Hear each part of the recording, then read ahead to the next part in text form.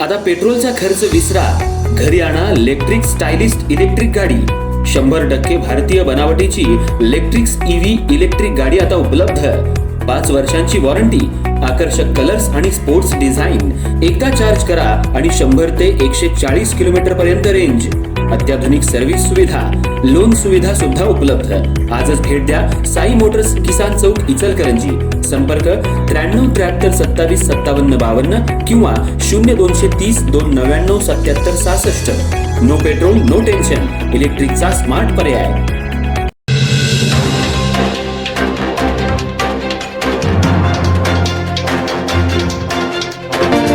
इचलकरंजी येथील दिव्यांग कल्याण सेवा संस्थेच्या वतीनं आज प्रांत कार्यालयासमोर जोरदार निदर्शनं करण्यात आली।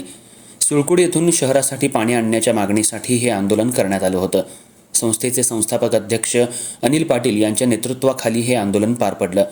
संस्थेच्या निवेदनानुसार मुंबई उच्च न्यायालयानं म्हाकमे धरणातलं पाणी इचलकरंजीला देण्याबाबत आदेश दिले असूनही प्रशासनाकडून अद्याप कोणतीही ठोस कार्यवाही करण्यात आलेली नाही।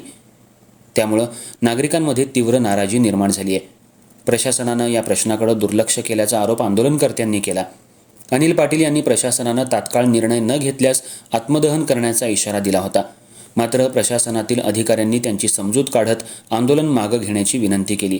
त्यानंतर आंदोलनकर्त्यांनी प्रांताधिकारी कार्यालयाबाहेर निदर्शनं करत प्रशासनाला साडी, चोळी, बांगड्या, ओटी, खणा नारळ यांचा आहेर देण्याचा प्रयत्न केला। मात्र पोलिसांनी वेळीच हस्तक्षेप करत हा आहेर त्यांच्या ताब्यातून काढून घेतला। यावेळी आंदोलनकर्त्यांनी घोषणाबाजी करत प्रशासनाच्या विरोधात संताप व्यक्त केला।